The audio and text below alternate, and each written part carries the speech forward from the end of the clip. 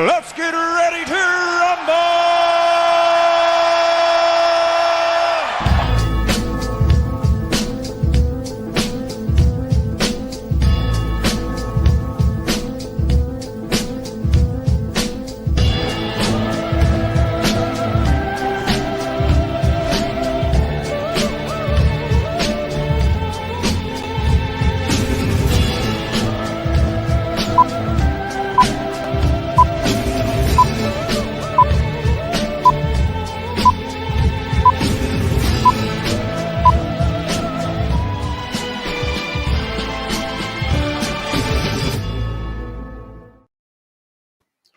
Boom. What is up, people? This is your boy Alfred, Shank Club NFL, live from the back cave, as you can see behind me. Week 2 is in the books. The Hoff eligibility is coming out. We're going to be talking about that. We're going to be having some fun.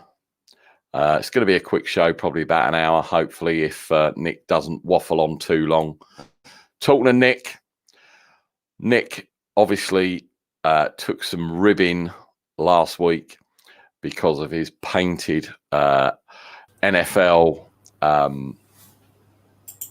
piece of wood, I think he said. Oh, look at that. Yo, Adrian, we did it. Yeah, I think it needed to be done. That is one, excellent, and two, probably out of all of the Rocky films, the best one with the best fight scenes. But it's not Rocky. You can't see it too close up. If you look a bit closer, it's actually Jimmy. Is it really? I can't see. You need to bring it to the camera. I'll bring him a bit closer. Bring him a bit closer.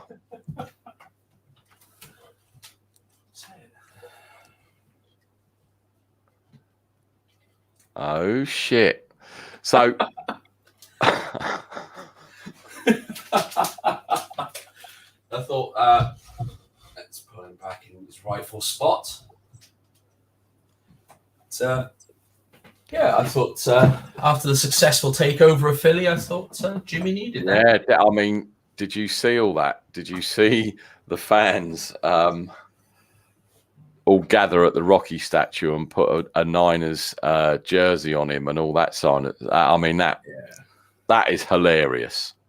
I just wish Seattle had like a Pete Carroll or a Russell Wilson statue somewhere that we could go and do that to, because that would blow my mind. That would be hilarious. that would be a very nice way to spend a Sunday. Probably end up getting the shit kicked out of you, probably, but do you know what? That would be a beating I would love to actually take. Just by being able to go in there and take the piss out of them would be hilarious.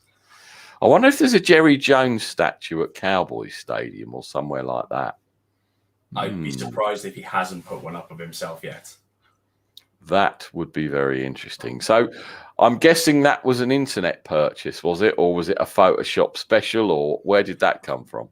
Oh, it's been shared loads of times off of Twitter. So I contacted a friend who printed it out for me. It wasn't our friend. I can't even pronounce his. Begins with O. Odysseus. Yes, that's the one. No, I'm not sure who. I think the first person I saw put it up was Alex Tran. Mm-hmm. I think he was the first person I saw put it up. No, but I mean, he's a creator, but the printing wise, right, local shop, right. But that is hilarious. That is brilliant, and I think that should stay there until, unfortunately, he gets benched. And we're gonna, in fact, let's get into the Niners first before we talk about the Hall of Fame stuff. Excuse me. Obviously, we spoke on Sunday about the game, and obviously stuff has come out since then. The presses have been out, etc. Carl didn't think that bringing in Trey at that time was gonna help the team. He stuck with Jimmy, etc., etc. I've rewatched it. It's not pretty. Jimmy did miss a lot of, I wouldn't say easy throws, because I've never played QB. with all those geezers closing in on you. And even if you've got a clean pocket, he missed some throws early on. I think the first 3 series were 3 and out, and I was kind of worried. What did you think of his overall performance? Obviously, we know he took those 2 long drives and hit some 2 or 3, probably 2 amazing throws. But what was your overall assessment of Jimmy G? Is it time for a change? Do you leave him in? I mean, obviously, I'm interested in your take, and then I'll give you mine. I think you leave him in. I know he didn't have the best game against Philly. I think even the most ardent Jimmy fan would struggle to say that Jimmy was anything short of just okay.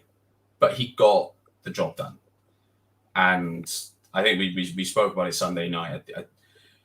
And the biggest thing for me really came from it all was it's proved now 2 weeks in a row Kyle trusts Jimmy. He does.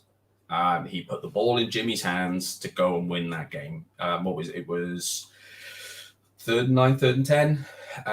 Pass out to Kyle Juszczyk, 1 short, and then used Jimmy's fantastic ability at the quarterback sneak, which he's clearly learned straight from his time with Tom Brady. A lot of people will say that is his only strength. And the amount of, he iced the game, obviously, with that and scored a touchdown. There was a guy on Twitter, I don't know if you've seen it, if he scores a touchdown of 10 yards or more, he's going to buy everyone a shirt. And I think he's going to start crapping himself soon if this continues, because Jimmy showed his legs. I mean, my overall grade for Jimmy, I think I would give him a B-, maybe a C+. He wasn't great, giving me fits. But he did, as the game went on, he did grow into it. And that's why I would say C+, B-, because a lot of people have said on Twitter he was probably a quarter away from being replaced, and then he kind of redeemed himself after half time, whatever. I think that's stretching it a bit, and everyone really is clambering to see Trey. Now, I saw some quotes from Kyle saying, when he's ready, he'll go in. We want to sprinkle him in a bit, and this, that, and the other. And of course, he didn't get in, so it all starts again, and it's just a constant battle with. I'm a hater of Trey because I want Jimmy to succeed, even though I've got a Trey jersey which cost me 125 quid. I could have bought a Chinese knockoff for like 20 quid if I'd have wanted to, and I didn't. I bought and I don't normally. I normally buy the knockoff ones. I'm not going to lie, but I thought this kid is the future, hopefully, of the franchise, and I'm going to do it. I was worried by the run game, I have to admit. I know, again, we've got injuries on that front, but I think it was 63 yards in total. That was quite worrying. Great. Yeah, I think Philly had the measure of us for large parts of that game. We had no right to be going in at the half winning. No right. I was quite like, Jesus, we're winning. And it was, small margins, and it was, Christ, how did that happen? We're actually winning, which, and I know obviously we brought in some running backs, we've signed some, what have you. How did you feel about Josh Norman? I was surprised at how little Philly went after him. I mean, I think we again, Sunday we spoke about this. If you're going to attack the Niners in that game, you're going to attack their secondary. You're going to go after the likes of Josh Norman. He isn't the player he was a few years back. What he's bringing to our team is that experience. We're not expecting him to be Josh Norman from 4 or 5 years ago. It'd be unrealistic to ask that of him. But to not go after him, I think, was stupid on Philly's behalf, because he'd only been with the team a few weeks. He's still getting used to it. He's still getting used to the players around him. isn't that the best time to attack someone? You think so, but obviously he got those 2 PIs, right? And he was playing his old style of backyard football, and they were questionable. And I'm not being a homer. I don't, when he was doing that kind of stuff, you probably could have got away with that. And now it's totally different because the rules have changed, blah, blah, blah. Not that he's been out the game that long. But I thought, overall, the cornerbacks did okay. I mean, Lenore got burnt on that 90-yard play, didn't he? And then got burnt on the other one. But the guy stepped out of bounds, which was hilarious because I had my head in my hands, and then all of a sudden the flag come out, and I'm laughing my head off because they're all Philly crowd are going nuts because he's obviously the ball's gone over his head and he's, but stepping out of bounds and stuff, that was hilarious. Oh man, up until that flag, until they showed okay, they're pulling it back, I'm just screaming at my telly, he's out of bounds, he's gone out of bounds, he's gone out of bounds. That's all I kept saying over and over like a broken record. Yeah, it was, and I think that will come in time that he won't. I mean, I watched Nothing But Niners did a preview the previous Thursday to the Philly game, and Mike said that the boundaries were going to be used, and obviously in that one play, that came into play because obviously Lenore must have pushed him out that way. Yeah. And he, as I say, it was probably that much he stepped out, but he did it twice. It needed to be. And that's all it needed, as you say. So, yeah, I mean, overall, I thought the defensive line, Bosa was back to being Bosa, which he was causing havoc and still getting hold, whatever you want to say. But yeah, no, I thought, and that Philly special, the fuck out of here with that bullshit. Really? It was pathetic. And it wasn't Nick Foles and whoever threw it to him. It just looked pathetic. Yeah, they're always going to throw it in from time to time. I mean, why not? Yeah. Well, yeah, but then, you did that on 4th and 1 and failed miserably. So to me, that was a bit ridiculous.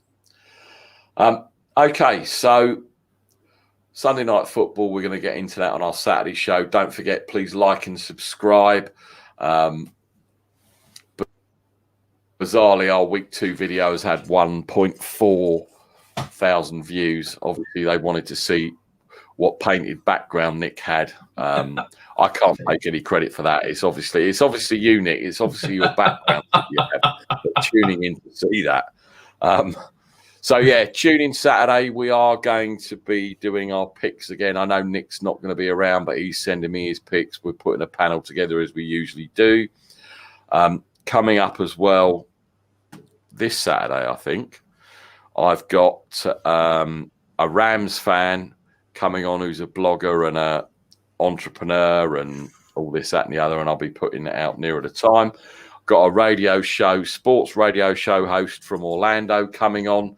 I think he's going to be jumping on Wednesdays with us. Still trying to get Jeff Reinbold to come on, but it's like, rocking horse poo, shall we say, trying to get hold of Jeff. And also Jesse Sapolo, Eric Davis, two former Super Bowl champions. They're in the mix. It's very difficult because obviously time zones, and when Eric Davis does his thing on the Believing 49ers podcast, he said he'll come on, and he's confirmed he'll come on by email, but it's working out when I can get him and Rashawn Haylock. I don't know if you listen to the Believing 49ers podcast, Nick. They had some very interesting, or Eric Davis had some very interesting views on Jimmy G and Kyle Shanahan, which you need to go and listen to, because I'm not going to bang on in verbatim, and I know you're not, as to why 10 is still in the game and still winning. So we'll leave that there. Right, Hall of Fame. I'll just click the wrong page. Right. Obviously, they're announcing it at the moment. I can't see who's and you know what the NFL Network are like. They'll do a 2-hour spiel before they actually tell you who's eligible. Mm-hmm. So what I'm going to do, I have them here on my phone. You can't see, but I've got the NFL app open. And I'm just going to run through a few, maybe 10, depending on when I scroll through, who I think should be up, to be inducted, and you can yay or nay it. So first year eligibles, wide receivers, Anquan Bolden. He's not going to be a first year. No, I don't think he'll be a first, but he's got a good chance in a couple of years' time. The bizarre thing is they've put Devin Hester as a wide receiver. Now, obviously, I know him as a kick-off and punt returner extraordinaire. So forgetting the wide receiver bit, and yeah, he caught passes, we all know that. Would you say, based on his special teams, he should be eligible or get in, this year, first year? It might be tough given that a lot of his play is on special teams, but I think Devin Hester is a Hall of Famer. The only thing I remember really, apart from obviously watching the touchdowns with Devin Hester, was the commentators, when he was back for punt returns, would always say, when he scored a touchdown, why are you kicking the ball directly to him? Kick it away from him. Make him work for it. Fair catch it. Do whatever. And I never understood. And it was a very valid point where why are you doing that? He just burnt you for a touchdown on the previous play, yet you still kick it to him, which bizarre. Yeah. But I think there's a good chance he may go this year. If not, probably within 2 or 3 years, I think he'll make it. He's a Hall of Famer. Andre Johnson? I think he's got a very good chance. He's an absolutely fantastic wide receiver. About the only thing that Houston really can be shouting about these days is their past glory, certainly not what's going forward. I mean, he definitely was a baller, but when you think of maybe other wide receivers that have gone in first ballot, Jerry Rice, probably Steve Largent from the Seahawks, maybe. I don't know. I'm just picking those two names out. Would he be in the same conversation as those two? Probably not. Like I say, I think you're going to see a lot of the first year eligibility guys. Most of them are going to struggle to get in this year. But there's no reason why. Andre Johnson should be going to the Hall of Fame. Yeah, eventually, I agree totally. Steve Smith. Now, I think he should go in there, but I know he's obviously, and everyone makes mistakes, I get that, but he was very outspoken. Before he joined the NFL Network, he was very outspoken on certain things, and I think he rubbed a lot of people up the wrong way. And even now, when he's on Thursday Night Football, I think he does the same. So maybe not first round. I think he will eventually, because the pressure will be too much not to put him in. But I'm not sure he's first round. Yeah, I'd probably agree that. He's going to struggle a bit to be a first ballot Hall of Famer. I think to be a first ballot Hall of Famer, you have to be seriously special. So I don't think he's going to get there. And you see a lot of people online on social media today have been saying, oh, his numbers are plumped up by longevity. But if anything, you look at anything with the Hall of Fame, longevity matters. Of course. And that's going to be, I think we know that's going to be a knock against Patrick Willis when the time comes. Yeah. You could have 10 million tackles in 5 years. But the fact he retired early, he wasn't in the game that long, will affect his. I hope it doesn't, because Roger Craig, as we said the other day, should have been in there years ago. But fumbling the NFC Championship game has cost him, and I don't care what anyone says. I think that's the only reason Roger Craig's not in there. Okay, so the only other sort of couple of noticeable ones, I would say. Vince Wilfork. No. Hall of Fame, but not now, or what do you think? Maybe down the road. But then he has won a lot of Super Bowls. I mean, he was a brick wall in New England. Yeah. He was a brick wall, and it always made me laugh how someone so big and fat could be so bloody good. Because I'm big and fat and I'm rubbish, and I was always rooting for the fat guy, and he was out of shape, but he was fit, and he was a brick wall. So he'll always have my admiration for that, and I do hope eventually he does get in. DeMarcus Ware.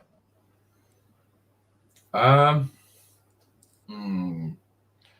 Obviously, maybe another one for down the road. Down the road. Okay, right. So, and I don't know why they've put additional nominees, but they have. There's a few quarterbacks. Mm-hmm. Randall Cunningham, yay or nay? Randall Cunningham should be in the Hall of Fame. And this is bizarre. Jake Delhomme. The old kicker? No, good God, no. Jake Delhomme was cute. I think he was a QB with the not Panthers. Jets. Carolina and the Jets Yeah, and a bit of a journeyman. No. Yeah, I don't think so. Boomer Esiason. Probably not. But Rumor has it he is a right. And sorry, Boomer, if you're watching, which I know you fucking ain't. But anyway, apparently nobody on that. Is it CBS like him because he's a complete dick? Wherever he does whatever NFL show he's on, no one likes him. So yeah, I don't think so. I don't think so either. No, this is an interesting one. Former Niner Jeff Garcia. I say no, and I don't think ever. No, I think he's going to struggle. I know he had a couple of really good seasons. I mean, he went to the Pro Bowl, but then so have a lot of other quarterbacks. I think he's going to struggle. I mean, obviously we're going to go through position. I mean, there is some weird ones on it. Dave Craig, and I think he was the old Seattle QB that was throwing to Largent. I could be wrong, but again, it's not someone back then that makes me think, yeah, he's got to be in the Hall of Fame. And I'm not being Seattle biased. I'm not, because I was happy when Steve Largent went here. I think Steve Largent's a great player. Another one I think is borderline forever getting in, Donovan McNabb. I think he's going to struggle, having never won the big one. Again, it's that old adage, a QB without a ring is really going to struggle to get into the Hall of Fame. And another one, and again, Steve, if you're watching, I'm sorry, but I thought you may have died. Steve the Air McNair, did he get murdered or something? Or am I thinking of someone else? I could be wrong. I'm sure he got killed in some hotel somewhere, but I could be wrong. He was the Titans QB, wasn't he? Correct. Yeah, I think he was a victim of quite a horrific crime. So sorry, Steve, if you are still alive, but I thought you died. And if you have, RIP. If you haven't, sorry. Right, running backs. Let's see who I can pick out from here. Priest Holmes. No. Not for me. No. Steven Jackson. Again, no. Who else we got? Herschel Walker. Herschel's an interesting one. He was fun to watch, but again, I think he's going to struggle. Who else we got? Jamal Lewis, Eddie George. Eddie George might be a shout, but not this year. Okay, let's move on to wide receivers. Let's see who's in here. Donald Driver. I'm not even sure who he is. If I'm being honest. Green Bay, and he was a great receiver. Donald Driver was a good receiver, but not first year. He may get in eventually. I've got to get players that, because obviously you're new to this, or you're not old like me, so you don't know a lot of these old names. Because I'm reading down these old names and thinking, shit, I watched him in the late 80s and stuff. Where are we? Reggie Wayne. There's been a lot of talk about him being a possibility for this year, but I mean, he was absolutely fantastic for the Colts. Let's be honest. I mean, he carried that team quite, I think, for quite a while on his back. He was fantastic. Absolutely fantastic. Again, I'm not sure he's a first ballot Hall of Famer, but I think with the things he did with Peyton Manning over at the Colts, it's hard to put up a argument to say that he definitely shouldn't be. I think if if I said to you Andre Rison, would you know who I was speaking about? Yeah, I would not, unfortunately. Fucking hell, I feel old. Wes Welker. No.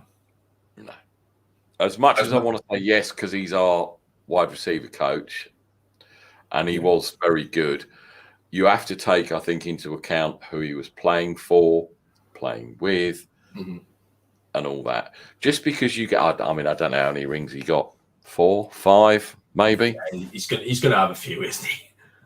That would say to me he'll get in, but I think not for the right reasons, and that's a separate debate because we had that with Eli Manning on last week's show. I don't think Eli should go in, but he's got 2 rings, so he's going in. Yeah, I agree entirely. I don't think he belongs in the Hall of Fame, but he will be there. Right. Tight ends. And again, I'll keep it brief because you probably don't know a couple of these. Dallas Clark.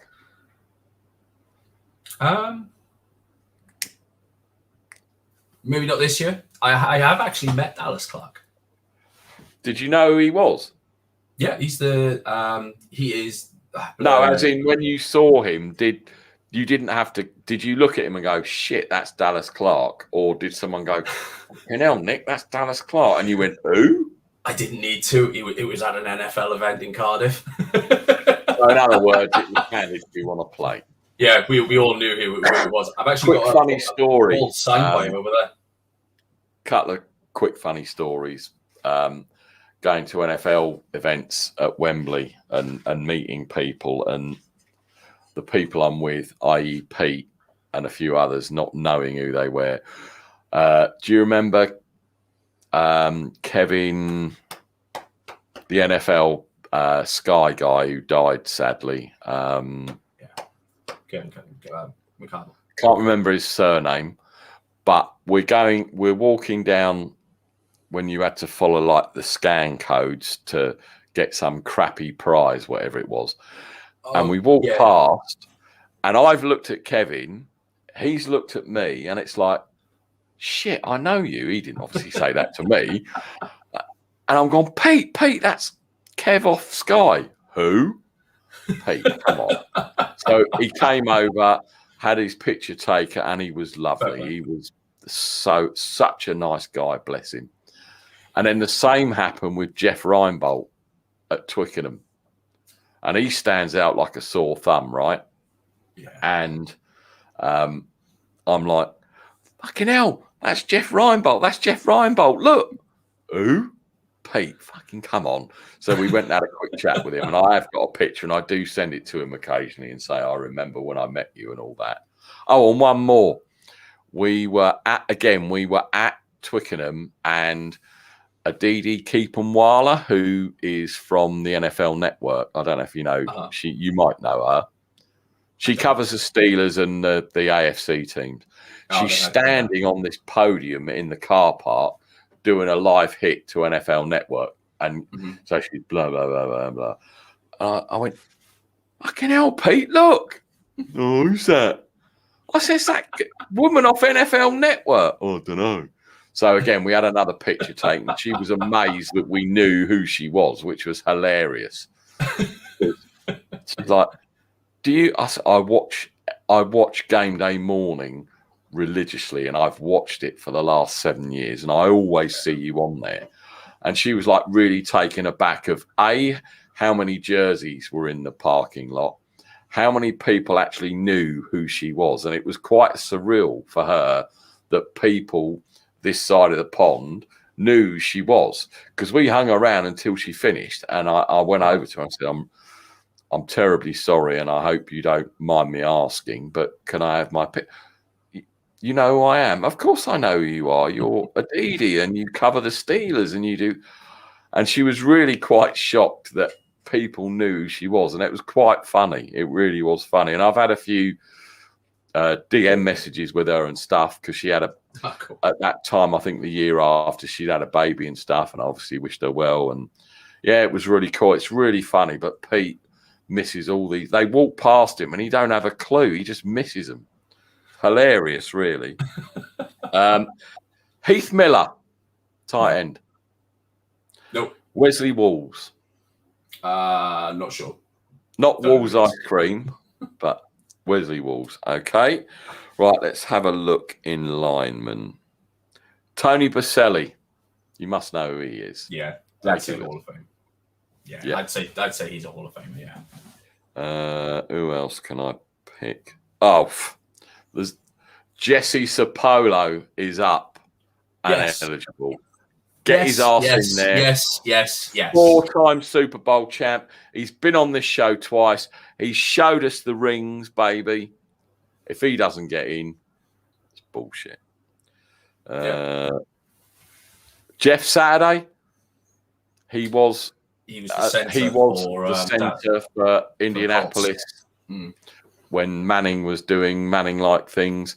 I think he's got a reasonable shout, maybe, if not this year, next year. But again, it depends who else goes in, doesn't it? Right, let's have a look. Defensive lineman. Richard Seymour, who was with, again, cherry picking. He was with the Patriots and probably has got 3-4 rings, possibly. He's got a bloody good chance, hasn't he? But if you're looking at D lineman, I think you don't need to look much further than the likes of Justin Smith and Bryant Young, who were on the list. The Cowboy, unfortunately, never won it all. But again, what a player! I wish we could have kept him a couple of more years, but obviously he retired the same time as Patrick Willis, didn't he? I think the same season, possibly. I think he did, yeah. We had that spate, didn't we, where the team just got decimated. And Bryant Young should be in there, but then we're being homers. But most likely. Right, linebackers. Teddy Bruschi. I've actually got a Teddy Bruschi jersey because I love the guy. I never obviously wear it on here, but I do wear it a lot around the house because I loved him as a player. I thought he was an amazing linebacker. And again, he was in that golden era in New England. Not this year, but down the line, within 5 years, I think he's got to make it because he was a fantastic player. Another former 49er, Takeo Spikes. Yeah, that one took me back a little bit, if I'm being completely honest. He does some fantastic work commentating on the Niners team now, doesn't he? With Jeff Garcia as well. I think he might be another one that struggles. It's not for a lack of love of the man. The man wore red and gold, but I think he could struggle. But what a player. We're always going to be homers, right? Of course. You know, the cleaning lady might get put forward for the Hall of Fame because she washed the jerseys every week, and we'll put her in there, obviously. Oh, yeah. Touch quickly on Patrick Willis. Should have been in last year. No stat, no argument will ever convince me that Pat Willis should not have been in last year. He was a first ballot Hall of Famer, one of the best linebackers of all time. Simple. Yeah, I agree. But I do you know what? Sometimes I do scratch my head with the way the Hall of Fame people vote. I've always scratched my head because some of it I'm thinking, really? And I know offensive linemen and, the unglamorous positions deserve their place. But you see some go in and I'm thinking, really? So it's kind of, I know they got an embarrassment of riches. And it's very difficult for them to, excuse me, pick players. So it's really weird. But Willie McGuinness, I think he should go straight in. Yeah, he's a Hall of Famer. Yeah, I honestly think him and Teddy should go straight in because they were that linebacking core and they were amazing. I don't think there's any others there. Defensive backs, let's have a look. Another 49er, Merton Hanks. Love him. How can you not love Merton Hanks, man? Exactly. That was fantastic. Of course, I'm putting him in the Hall of Fame. Of course, I'm doing. Of course, I'm putting him in the Hall of Fame. Of course, you are. Asante Samuel. Yeah, I reckon so. Who else we got here? So Rodney Harrison. Yeah. Now this is interesting because I don't know how many kickers and punters make it. So this is quite new to me because obviously you don't normally see that many go in. But Gary Anderson. Now, isn't he the guy that missed a rather important kick for the Vikings? Sorry if any Vikings fans are watching, but, kind of. Yeah, well, that's knackered in then because we know Roger Craig should be in there and we know why he isn't. Yeah.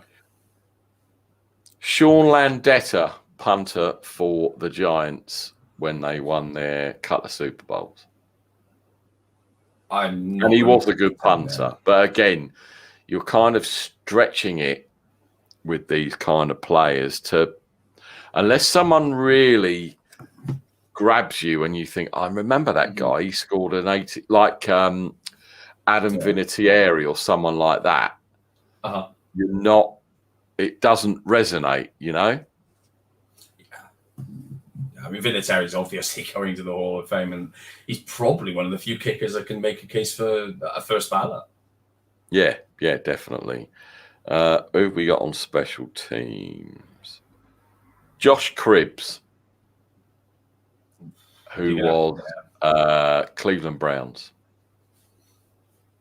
That doesn't clear up my memory at all. And I'm only literally, again, because there's not many in that category, I can't really pick anyone that would stand out.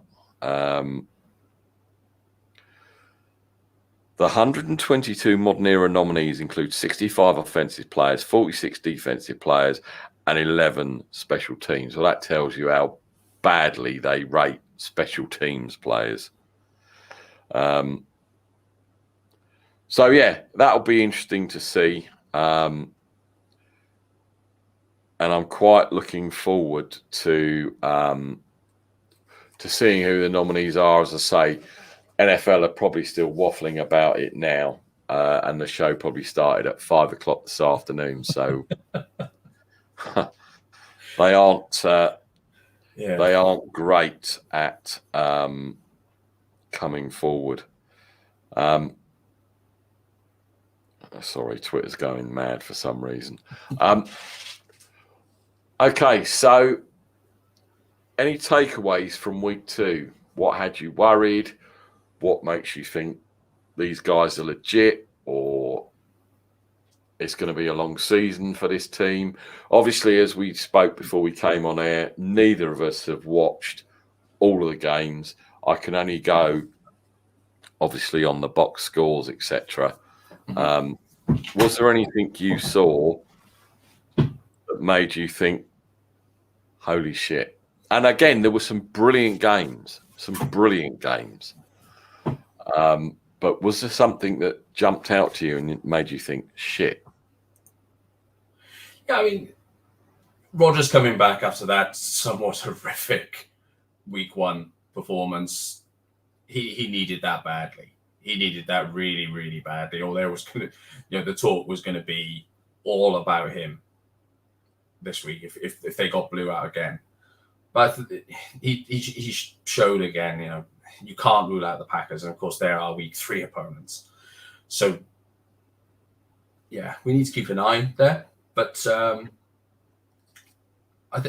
be honest, I think the biggest thing I saw from any other team this week was obviously last night the New Orleans Superdome caught on fire. Did it? Sorry, that's terrible. I even forgot, and I am so bad with things like this. I always forget there's a Thursday night game, a Monday night game, and I never check. I don't check the app enough. And I was talking at work to Pete, and he said to me, "Oh, was there a Monday night game?" And I went, "Yeah, it was this and that, and this was," and I didn't even know the score. I had to look it up because I keep forgetting to check. So, sorry, what happened? The Superdome caught on fire. Yeah, the roof of the New Orleans Superdome caught fire last night.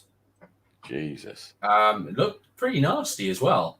So I don't know really what damage has been done to it or what was the end result in that. But I messaged a friend of mine who's a Saints fan, and I just sent him a message saying, if you really want to play in Florida, there's better ways of doing these things. And I just got a message back going, "Wait, what?"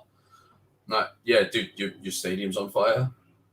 They just want to play. They just want their fans to go in that fish tank thing in the stands. That's genius. I've got to go to Jacksonville and watch a game in that swimming pool. I don't care who's playing, how good or bad the team. I don't care. I've just got to go in there because I reckon that is probably that's a genius idea and probably the best way to watch football, right? Oh, don't get me wrong. The way of just sitting down, chilling in a little hot tub in my back garden, maybe, but no one needs to be seeing this in just a set. I never said I'd take my top off. I just said I'd be in there. I'd be fully clothed, mate. I don't care. I'd just be in there with a couple of Modelo's or something. Fucking hell, I'm not taking this top off. Jesus. If I took like we were saying, if I took this top off without factor 950, I'm burning, and Florida is hot. Mate, you're talking to someone. When I went out to watch the Niners 2 years ago, I managed to get sunburnt in mid-November. But that would be me. I'd have if you could buy, I don't know if you can buy them, but like the England cricket team they wear them like fedora type hats. Yeah, you can get them. I've seen them. I would wear one of those. I'd put factor 50 on, and it could be January, and I'd still burn. I'd probably get windburn going over to Alcatraz. That's how bad it would be. And I'll come out. I'll have my the sun's on. I'll have my sunglasses on, and I just have a white mark there. I'm terrible. It's real. I hate it. It drives me nuts because I can't tan. I just go pink. And then after a couple of days and a few washes, I go back to being white again. So my parents should have called me Dad. Honestly. Well, I get a one-arm tan because I'm driving around when the sun's out with my arm out the window, and that's as good as it gets. And I never get driven anywhere, so I can't get the other arm done, and that's as far as my tan goes. Were there any surprises for you in week 2? Game-wise, as in... I was surprised, but not so much that the Bills blew out the Dolphins. I mean, maybe the total on the score perhaps might have been a surprise after not a great performance, but there was no way that Bills team was going to be, again, no way they were going to be bad 2 weeks in a row. Exactly. And I honestly, and I'm obviously we're homers, I'm still not worried Sunday night. Even with all the injuries and getting in some dodgy running backs, this is right up Kyle's alley, the way to scheme things that we haven't seen. And Trey Lance could take the field and could run all over the place and do an amazing thing, and they're not ready for it. And that's the beauty, I think, of Kyle Shanahan. We've seen Nick Mullins win games. Yeah. We've seen CJ Beathard win games. We have run that. And I don't think that defense has improved. And I think one of the Smith brothers is out. So to me, I still don't see it being an issue. And I don't care if whoever's in there, if it's Jimmy, Trey, throws 5 passes each and we run it down their throat. I don't see it being an issue. The only thing I see being an issue is if we get into a shootout and we get behind. And that was the main issue with the Eagles game. Yeah. Because that could have got out of control quite quickly. Yeah, we could have been down a couple of scores by halftime easily. The only saving grace was the coach's bullshit plays, and also they got very, very cute. Otherwise, we may have been in trouble. And that's the other thing with the knock on Jimmy is we haven't seen him come from behind. 2 scores down. I don't think we ever have. So I think Rodgers is going to be airing it out. They're running. I don't think with Kinlaw back and Touchwood, he's still fit. We stopped that running game. We stuffed their running game and they had nothing. So that's going to be interesting. I don't know if you've seen the highlights of the and I'm terribly sorry to Atlanta UK fans, the meltdown that the Falcons had when they were in the game quite close and then it just got out of hand. And I do love winding up UK Falcons fans. I can't help it. Not so much them, because those guys have been on the show and they're really nice, but the people that respond when, because they put a tweet out yesterday, something saying, and I just put, you need to sort out your shitty defense. And all these people, why are you so obsessed with us? Because I do an NFL show. And I have a very big soft spot for Matt Ryan. I love Matt Ryan to death. And I think they may move on this year if their record is bad again, because he's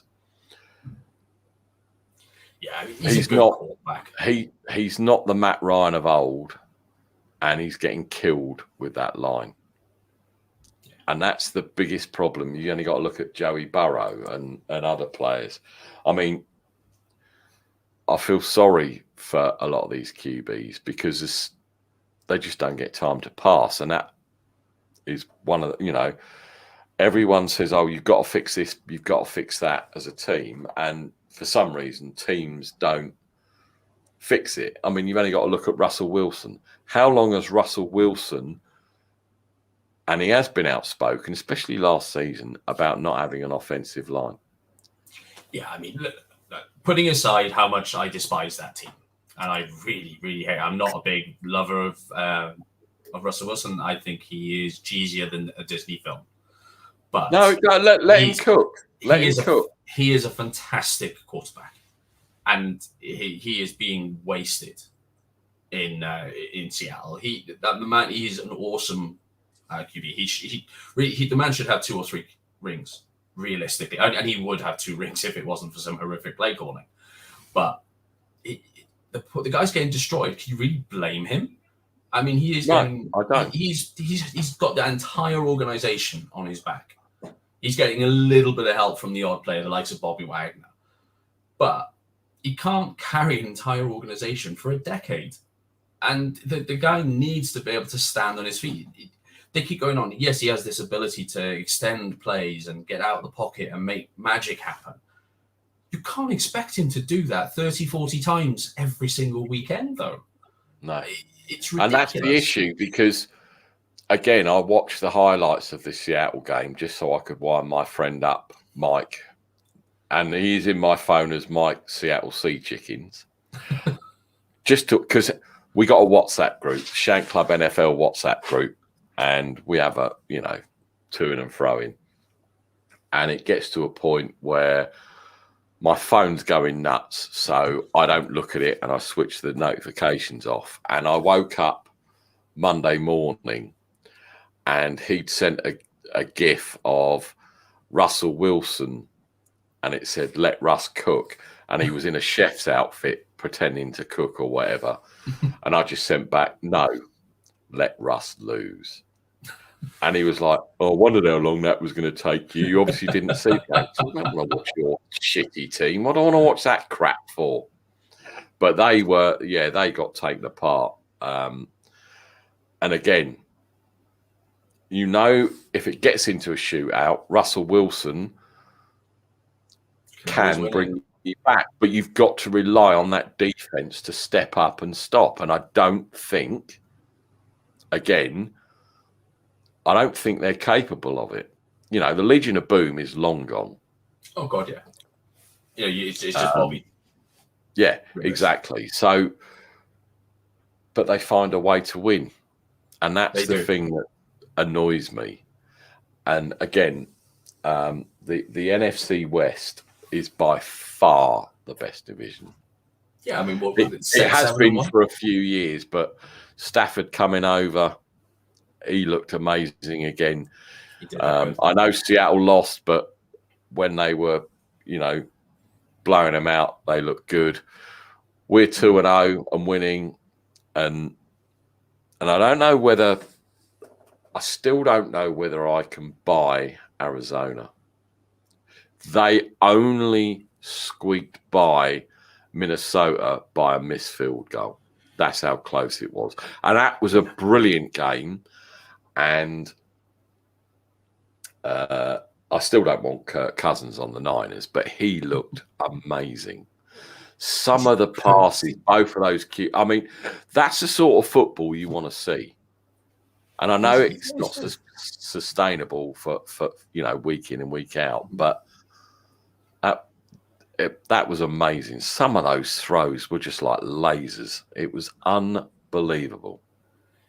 I said I didn't actually catch that one. That's all. I think the only reason I caught bits and bobs of it is because I've got a couple of the players in my fantasy teams, so I was looking at it from time to time. But I think the only other game I watched in full was that the Ravens and Chiefs game that ended the night. That was a great game. It was insane. And fair play to John Harbaugh for asking his Q. And Lamar's always going to want to go for it, right? Any QB should want to go for it, really. And I just love the trickery of that offense. I don't think they should run Lamar as much as they do, because one day he's going to get killed. Mm-hmm. But some of those RPOs, you can see the confusion. And I'm watching it, and I'm like, who the fucking hell's got the ball? Jesus. Because the cameraman are having trouble with it. It's disguised so well. It was just a shame it was Collinsworth. I can't stand that commentator. I love, what's his name? Who's the guy who's with him? Al Michaels, isn't it? I love Al Michaels because he's funny. And one of my favourite GIFs on Twitter as well is the chair sliding with Collinsworth. But I don't know if his voice or it just really pisses me off, I've got to say. I'm not a Collinsworth fan, I'll be honest. I did stay up and I had the game mostly on mute because I had our friends Carl and Freddie from their watch along. So I had their commentary to go with it. Talking of Freddie, did you see he graduated university today, don't you know? I did. And I sort of found myself reminiscing ever so slightly because there's a picture of him doing the hat toss in front of the rather famous Smeaton Tower up on Plymouth Hoe, and I have spent many, many a wonderful afternoon sat on there. Guess what's going to be my green screen on Saturday? Anyone want to guess? His mum tweeted it out, and I had to save it. And I've said to him, I wonder what my green screen's going to be, young man. Unfortunately, he's not on Saturday, because he's going to watch Plymouth Argyle. Jesus wept. And I did say, congratulations, really pleased for you. And I said, are you coming on Saturday? So I can't. Obviously, he's celebrating tonight, which is understandable. Yeah. And I said, are you going to come on Saturday? And he went, oh, no, I'm going down the Argyle. I said, well, you and the other person that's sad enough to go and watch it can huddle together and keep warm in case the sun's not out. But, yeah, fair play, Freddie. Congratulations, mate. Enjoy your evening. My daughter graduated. It was fantastic. I don't think she did a hat throwing thing because I paid a fortune for it and I didn't want to throw it in the air. She may have done. I can't remember. It was bloody years ago. I hope she did. Sorry? I hope she did. That's one of those. It's one of those photos you need, man, when you're leaving university. She probably did. But the only thing I remember when I went and picked her up to bring her home 2 days afterwards, she had the worst hangover ever and was sick, and I had to put all her shit in the back of my van to take it home. And I'm like, great, thanks a lot. And I was a bit, but yeah, she was completely trashed, and she slept the whole way home from Chichester back to Eastbourne, bless her. But no, I'm glad she did it. Cowboys won. So what? Who gives a shit? I was gutted to get that one right. Well, you see, I'm never going to pick the Seahawks. Never. I don't care. Yeah. I'm still, I am worried about the division. And that kind of brings me on to week 3 because it's kind of like, oh, and by the way, Brighton and Swansea are playing. Let me just check the score. I have checked it. I know the score. I honestly, I don't know. Are Brighton winning? Last I checked, they were 2 up. Yeah. Oh, well, that's all right. I'll catch the second half. That'll be all right. It's the thing that worries me about this season for the Niners. It's not Jimmy. Trey could come in and light it up and everything, but those other teams in the NFC West, man, they're scary.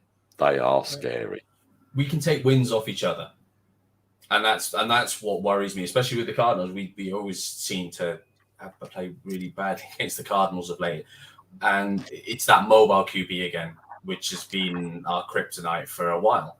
But they played, or so they said, Lance as a scout quarterback for the starting defense, and up until or in that first half, Hurts was hurting us with everything he was doing, everything. So that kind of makes me worried that, well, what are they practicing? What are they asking Lance to do? How was Lance doing it? And I'm not knocking him, so don't please start on me because I'm not. I just wonder what he was told to do, how he was told to do it. Because they obviously have watched films on Hurts and his starts, whatever. But I was worried in that first half. And then they came out second half and they'd made the adjustments and it was all good. And we kind of then exposed them a bit and shut them down. But that's another thing that worries me because Kyler Murray isn't Hurts. Kyler Murray, he's that next level. Yeah, he's that next level. And he is baby Russell Wilson. And admittedly, in the highlights I've watched of the game, he did seem to have a lot of time to throw. And he was doing a lot of scrambling. And that's my only hope, that we get to him before he can do all that shit. He did take a couple of sacks, I think. He did throw a couple of interceptions that looked stupid. But he's the one, and excuse me, Matt Stafford's throwing lasers all over the place. And I'm really surprised that that line is holding up for him to do that. So that, again, is another worry. Seattle, we've spoken about. I don't know whether I should be worried, but they're always there or thereabouts. And I think all 4 of these teams, if the record goes right, they could all go into the playoffs. I think there's always the possibility. We know it's the strongest division in football. Frankly, I'm actually surprised that the divisional record after week 2 is only 7-1. I genuinely believed it was going to be 8-0. I wasn't sure that we were going to get a loss within our division until we had a divisional matchup, if I'm being honest with you. I thought it would go that far. And see, everyone's making the thing as well, and I hate sort of labouring on this point, that Kyle is holding back Trey because he wants him for the playoffs, so he doesn't want to show his hand. But what if we come out against the Packers and stink? Jimmy, well, that's the thing, isn't it? Ultimately, but then you go into that 3-game stretch that's Cardinals, Seahawks. Who's the other one? I can't remember. But there's 3 hard games coming up after Green Bay. Mm-hmm. Do you throw him in? If Jimmy's that bad this week, does Trey get the start? And that's the biggest gripe with me at the moment is he's not getting the snaps. He had, 4 snaps in the first game? Something like that, yeah. Threw the touchdown, got stuffed on 2 runs and got sacked. So is he ready to step up against the Arizona defense, against Seattle, as bad as we think they are? That's the thing that... Let's have a look, actually. I'm not sure he's ready to start yet, if I'm being completely honest. So we got Seahawks week 4 at the Bell Bottom Stadium, as I like to call it. Then we're at the Cardinals week 5. Okay. And then week 6. Oh, we're off week 6, I think, aren't we? Yeah, that's where our bye week. And then we go against Indianapolis. So, and a lot of people are saying put him in this week because they can't stop the run. Well, if they can't stop the run, why would you try and expose him and get him injured? Because if that's what they're going to do, if they're going to run him, why? I don't, you want... Everyone is clamoring for him to roll out, to extend plays and throw bombs. Why then would you all of a sudden start running with him as well? It doesn't make sense. And it is a conundrum. And I honestly don't know the answer. I wish I did. I really wish I did. But I'm still sort of torn on, do you expose him to the Cardinals defense, which is legit, by the way, Chandler Jones, etc. Do you expose him to that? Does it knock his confidence? Will the fan base go nuts if Kyle puts him in there and he stinks because he's gone against a decent defense? We don't see everything in practice. Our fan base is going to go nuts regardless. I mean, we can't stop arguing amongst ourselves with this whole Jimmy Trey thing. I'm all up for having Trey coming in on certain packages. Why not? I mean, he was misused in those last couple of runouts, a few snaps in game week 1. I think it was the right decision not to play him in week 2. But then we've got to see how things are going.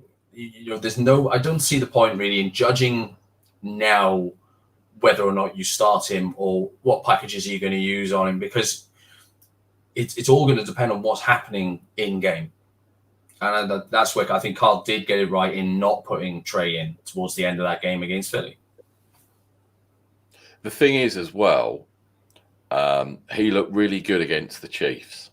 and I'm not saying the stiffs or anything like that, he looked competent. And then all of a sudden, Schottenheimer changed the defense. And he couldn't handle it. And this is against thirds, seconds, first, fourth, whatever. He looked confused. And I think that's the thing at the moment that's holding him back. And he will get in there eventually when he's ready. Yeah. But that showed me at the time, I don't think he was ready. He's not ready to start. I don't think he is. I'm all up for him coming in, because if a team is struggling against our run, why not in certain packages throw Trey in there as well? Among Yeah, agreed. Why not? But it needs to be in the right situation at the right time, and I do still absolutely 10,000% trust Kyle to make that decision. Yeah, you've got to trust Kyle. And we've had the debate before. If Kyle puts him in and benches Jimmy, he can't go back to Jimmy. He can't. No, you're stuck with Trey, and that's not, again, for fuck's sake, I need to choose my words wisely. I don't mean we're stuck with him, but you cannot go back. I think, personally, if they bench Jimmy, he ain't going to give a fuck. Right? So he'll always want to win. Of course he will. And he wants to make sure he's on a team next year, etc., etc. But I don't think you can go back. If Trey comes in, lights it up, the probability of us making the Super Bowl and winning with a rookie, it's never been done. I'm not looking that far forward. I'd just be happy to make the playoffs. If Trey comes in week 7, after the bye week and lights it up, I'm happy. Yeah. But I don't have high expectations. I have more expectations with Jimmy being in there, as limited as he is, as everybody says. Everybody knows if they do this and they stack the box and they stop the run and they do there and they make Jimmy throw and blah, so be it. Yeah. I'd rather have a 5-yard reception all the way down the field, or a 30, a yards after catch, 25 yards, whatever, than bombs being thrown all day where they could get intercepted. And I'm not saying that's all Trey can do, don't get me wrong, but as you say, to put this team on that young kid's shoulders at this point, I don't think he's ready. No, and I think it'd be irresponsible to put the entire team on him right now. I know, but that's what it's going to be, as you said, that's what it's going to be. And my argument has always been, and there's not many people that have answered me truthfully, because I asked the question. So we bench Jimmy, and then we go and lose for the rest of the season. Are you going to blame the head coach, or are you going to say Trey is trash and it's this, it's that, and make up all the excuses that always get made up because it's not right? I personally don't want to have a losing season. No, this is a good team. If Kyle goes with Trey, and as I've said, benches Jimmy, and you can't go, and I don't think you can go back. He may flip-flop and go back. But then how does that make Jimmy feel? He knows it's his last season. Unless we win the Super Bowl and we keep him again, Christ knows what I'm going to come off Twitter if we won the Super Bowl. I can't. I won't be able to handle it. I'll get banned, blocked, and Christ knows. Oh, mate, we win the Super Bowl, I'm liable to be in hospital. I'll have had a relapse. Yeah, well, I'll be in Alcoholics Anonymous if we win. I don't know. It's a hard one. It really is a hard one to call. I just don't know. I don't know what they do. They sort of do for the best. Whether it's going to whatever he decides, we have to go with what he decides. And some people are going to like it, some people aren't. And that's then going to cause another fucking argument on Twitter and Facebook and Instagram. And of course it will. So it's, I don't know. Do we need to talk Thursday night football? Because I've just looked at the game and I'm like, fuck that. There's no Who's point. the Thursday game? Panthers Texans. Oh Christ. Another one that I'm not going to set my alarm for, but I'll probably still be awake anyway and think, Jesus, why am I awake? No, I'm not watching that. Darnold's doing decent with the Panthers. I think he's going to win that with ease. I think they're down to Davis Mills, aren't they now with the Texans, the old Stanford quarterback. I mean, don't get me wrong. I hope he does well. I really do, being an ex-Stanford man. But Christ, they could. I mean, it's going to be a destruction, isn't it? It's going to be an absolute mauling. You'll get up if you're a fan, like we all do, of all our teams. You'll get up and watch it. But as a neutral, no, it's not one. Not as a neutral. You're not going to watch that as a neutral. I would seriously struggle to get up for that. Let's have another quick look, see if there's any headlines. Justin Fields to start. He looked a bit shaky, and again, I don't want to labour on the Justin Fields and Trey Lance thing, but that we could be looking at that when Trey starts and the struggles. Yeah, and I don't want to do that. But every QB is going to struggle when they first start. Nobody is an MVP right off the bat coming out of college. But the problem is Tom Brady did well, but that doesn't happen. All of these QBs get hyped up to an inch of their lives, right? And you can count the number of busts. You know, Tom Brady went in the 5th round, 6th round, whatever it was. Aaron Rodgers 4th round, and look how they've turned out. But the pressure when you're drafted in the 1st round, Zach Wilson, Trevor Lawrence has stunk. Sorry, he has. But that's probably more to do with the people around him and his coach than his ability, shall we say. And I bet he was like, I bet he was like, I'm going number 1 overall. Oh, fuck, it's the Jaguars. It's the Jags. I'm fucked. Yeah. And probably Zach Wilson again. Like, Lawrence is getting killed behind a shit line. Zach Wilson has taken some major fucking punishment. Throw 4 picks last week. Fields in the preseason when he got his helmet knocked off, which was bullshit. That was the shittiest cheap shot I think I've ever seen. Yeah, that was nasty. And I remember watching defensive linemen killing quarterbacks in the late and early 80s. That was nasty. That was real nasty, that hit. And uncalled for. I know the QB is probably one of the most, if not the most important position on the team. Oh, yeah, but that was ridiculous. I mean, it was insane. But I mean, having said that, for all the worries of Justin Fields, the moment you put him into that Bears team, I still think the Bears are a better team with him at QB than Andy Dalton. Don't knock the ginger assassin. Told you that Saturday. No one knocked the ginger assassin, even though he is dog shit. Dolphins have ruled out Tua. Yeah, he's got. It's actually cracked ribs with him as well, isn't it? Fractures, yeah. It is. But fractures. they said before, when they did the first scan, obviously at the stadium, it was just bruising, and now he's actually gone from Fisher Price. X-ray machine to a proper pucker one, he's out. And I think that again, I'm not sure who the backup is in Miami, but that's going to hurt him. I mean, I wasn't sold on Tua anyway, don't get me wrong, but that definitely harms their chances because they've looked good.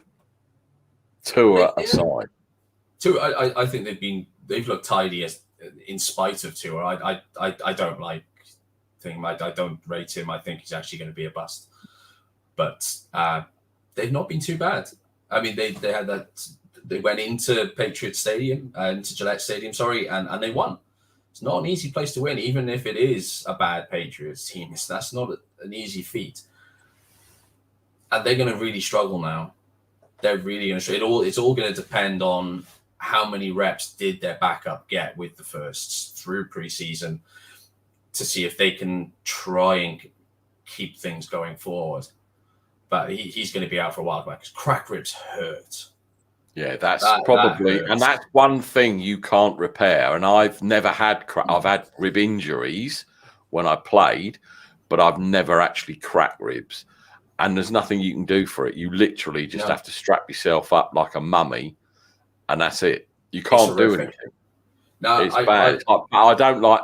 There's two things I used to hate was having a bad back and hurting my ribs, because there's nothing you can do that's going to solve those. And fair play to these players that get injury, jabs and this, that, and the other. And there was a guy, I can't remember what game it was. I was watching a game highlights, and he had a bad back, and he was struggling, but he was still out there. And obviously, I know they get their game checks and stuff, but it's mad.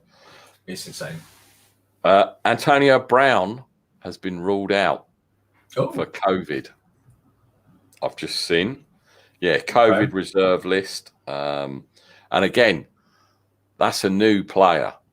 I don't know how long it's going to last, whether it's going to be a TO Mark II, but he's been balling. And I don't like him.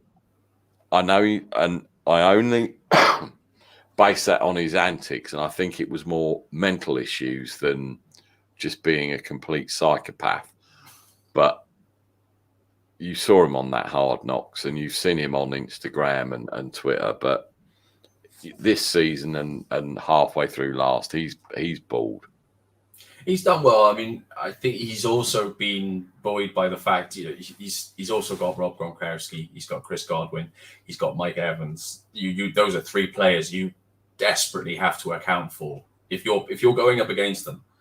Where's Tom Brady going to throw it? Because he's got four insane weapons. I mean, there aren't many teams that can say they've got that kind of receiving core. It makes me wonder how long they're going to be able to keep it together, though, because obviously cap and stuff. But Gronk looks like a new Gronk. He's a new man. I mean, where the hell's this come from? He's been absolutely phenomenal. I think, yeah. And again, I think also Antonio Brown. If I was Chris Godwin or who's the other guy? Mike Evans. I'd be a bit pissed off because I ain't getting the limelight. And we know, not so much Godwin, but Mike Evans, especially when, who was that guy they took from the Eagles, the receiver? And that was when they were on Hard Knocks. Fast, really fast.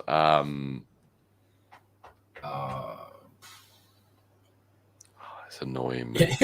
You're asking someone with one of the worst memories in the UK. I can't. Yeah, my Alzheimer's is kicking in. But that guy anyway. I want to say Nelson Aguilar, but it isn't.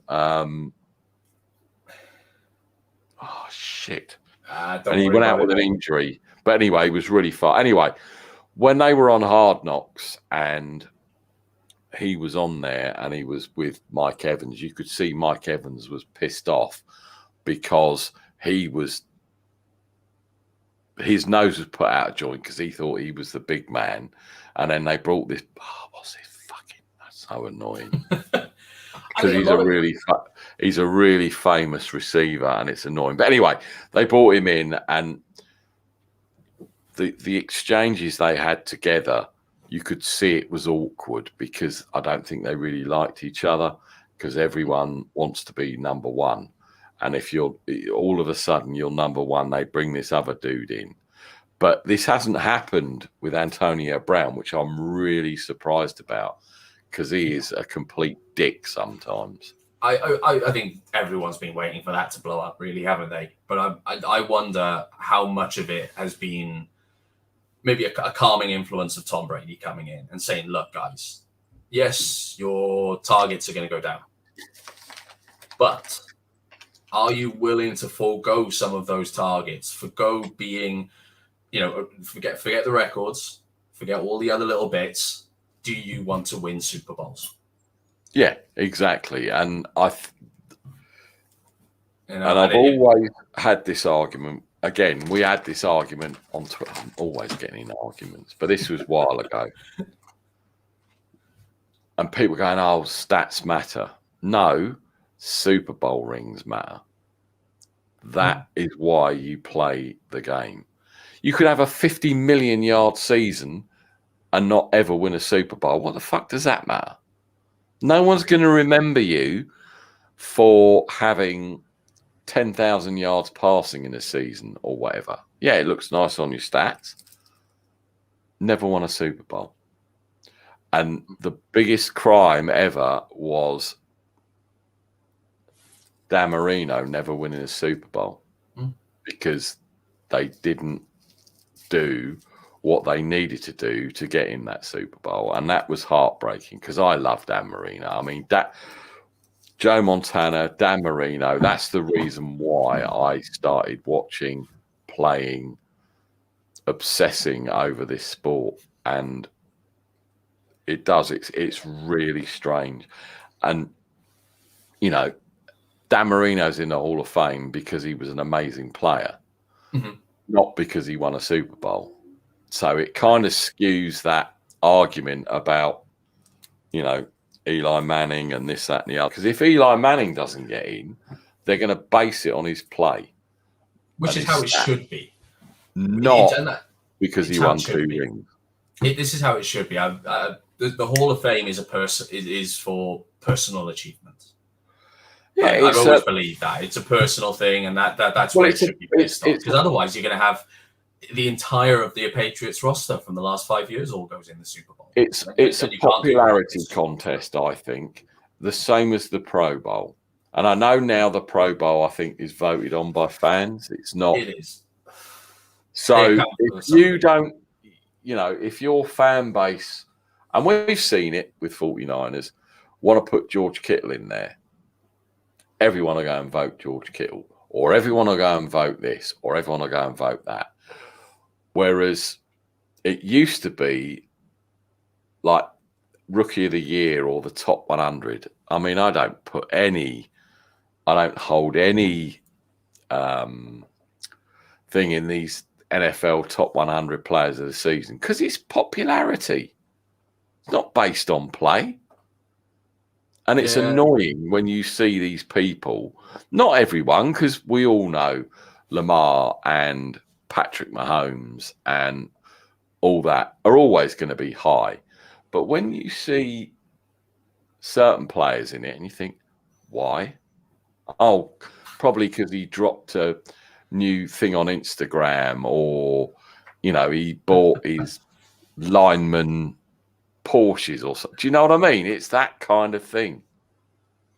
Yeah, I mean, there's a certain amount of reality to it because the players know who's good, but there's always going to be that bias. They're likely to vote for their teammates, or even if they're not their teammates on their NFL teams, but they were teammates in college. And that's it's gonna skew it slightly. I mean, like you say, with the fan vote in the Pro Bowl, it's always going to be a certain amount of bias. It's impossible to eliminate. It's a lot of old crap. But anyway, right, we've been going for nearly an hour and a half. We're going to get out of here because I want to see the last bit of Swansea getting their asses kicked, even though I don't give a shit about the Carabao Cup. But it's always nice to get one over on my brothers from Wales. And I honestly did forget that they were playing because it's one of those tournaments that I don't think anyone gives a shit about, do they? I give a shit about it. We won it. Took us to Europe. Yeah, what, in 1956 or something when John Charles was playing? There are. Do you know who John Charles is? You better do. Of course I do. Yeah, John Charles never played for Swansea. Played for Leeds United. No, he played for Leeds United and Juventus. I thought he started at Swansea. I know he's obviously Welsh, right? Yeah. His brother played for the Swans for a long time, but I don't think John ever played for us. Mel Charles played for us, but no, we won the Carabao Cup six years ago. Actually, that particular evening, celebrating said victory, I managed to give myself a black eye. I managed to crack one of my own ribs, all in the same evening, celebrating. That's what happens when you drink too much Tennent's Extra from about 8 o'clock in the morning, mate. Did you actually go to the game? I didn't go to the game. No, I was watching the game in a pub in Plymouth. I was in bed by 10:30. I was paralytic. And it's the only reason I was paralytic. Like I say, I managed to crack my own ribs. I broke a finger as well, because I actually broke my finger cracking my own rib, falling over. Were you actually punching yourself or something? Because you couldn't believe it. So you punched yourself in the eye, punched yourself in the ribs, and in the way of punching yourself, you've broken a finger. Because that's quite a bizarre story. I was stood outside the pub. I was still smoking cigarettes at the time, and I fell forward and I headbutted the ashtray on the wall outside of the pub, gave myself a black eye. And nice. I tried to tell my friends I was going to go to a club. I'm not being let into any nightclub in the States I was in that night. And I ran away from my friends. And as I turned the corner, I hit some gravel. And when I went down, I don't know if you've seen, but like my finger was under my hand like that. Nice. And that was on my chest as I hit the deck. So as I hit the deck, I broke my finger and I cracked my own rib. I don't know, the perils of alcohol. Terrible. I mean, I think the worst thing I've ever done, just before we get off here, I watch most of I'm going to come out into the bunker and watch probably half of the early game, then go indoors. But I watch it in the kitchen, and I've got a chair in there, and I fell asleep and fell off the chair, fell forward, and really hurt my shoulder. Ow. And then I did it again, but I must have felt the other way because I hurt the other shoulder. And I get, why have you done that? I said, well, I can't get in where the big TV is because, my housemates are watching crap. So what am I supposed to do? I can't stand up, and it's terrible. Trying to stand for 3 hours is a nightmare. That's why I took a chair in there, and then I fall asleep and fall off the chair. And I wasn't drunk either time, which is quite amazing for me. But anyway, we're going to roll on. Indeed. Thank you, everyone, for watching. Obviously, this is a new show. We're going to be doing it every Wednesday. We're going to get various people on. And we're going to just break down football. So thank you, everyone, for watching. I know there were a few, not many, but obviously it's a new show. It's a new time. So I wasn't expecting, 1.4 thousand viewers, because that would just be crazy. Cray. But I know you're not around Saturday, Nick, but send me your picks. They shall be in. I will get, we'll make a note of them as we go through, and obviously pass them on to Mr. Stato Cole to put on the sheet. We may get a live update on how we're all doing in the picks, because I'm sure he loves all those stats. He loves. I am interested. I am wanting to see how we're all doing. I'll be honest. But I'm still never picking the Seahawks, and I'm not going to pick the Cowboys ever. Nick, it's been a pleasure. Indeed, thanks for having me on again. Enjoy your work Saturday. Shame you can't join us. I'll have my feet up at about 2:30. So while you're working hard, I'll think of you, sir. Don't worry. Oh, thank you.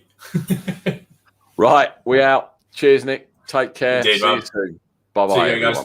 Bye all.